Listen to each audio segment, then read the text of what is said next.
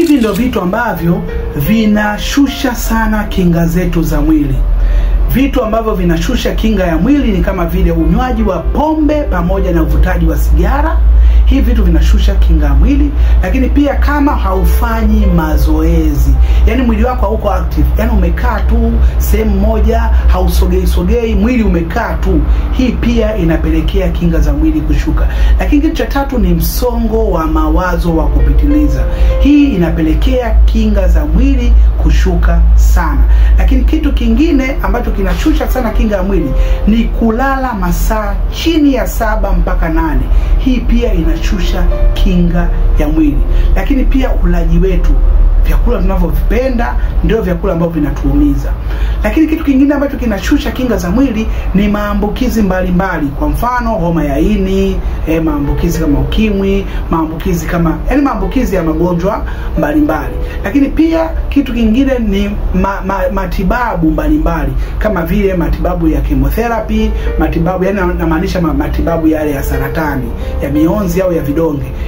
Inasababisha pia kinga za mwili zishuke. Lakini pia wale watu ambao wana magonjwa sugu, kwa mfano watu wenye kisukari, watu wenye pressure, watu wenye HIV, watu wenye homa ya ini, wenye magonjwa mbalimbali mpaka ikiwemo magonjwa haya ya genital warts, sijui ya HPV, haya yote yanasababisha kinga za mwili kufanyaje?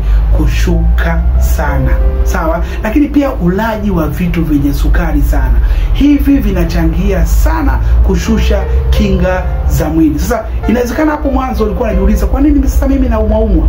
Hebu angalia katika hivyo vitu, ni kitu gani ambacho unapendelea sana wewe kufanya? Ufanye mazoezi? Unafanya mazoezi wewe? Unakula vyakula gani wewe? Wewe unalala kwenye masaa yanayotakiwa? Hunywi pombe wewe? Uvuti sigara?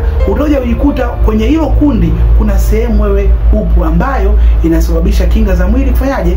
Kushuka. So ni jukumu lako sasa, baada ya kuelewa hii, uweze kupandisha kinga zako za mwili kwa kufanya mazoezi, kutembea sometimes peku, kama uko nyumbani, lakini pia kula vyakula ambavyo vina faida na sio vyakula ambavyo vinafurahisha tu mdomo wako.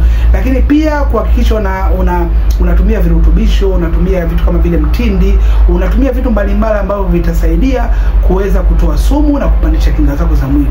Jukumu la kupandisha kinga ya mwili ni lako wewe, na baada ya kinga yako ya mwili kukua vizuri, yenyewe itakusaidia kukulinda wewe dhidi ya magonjwa pamoja na virusi mbalimbali.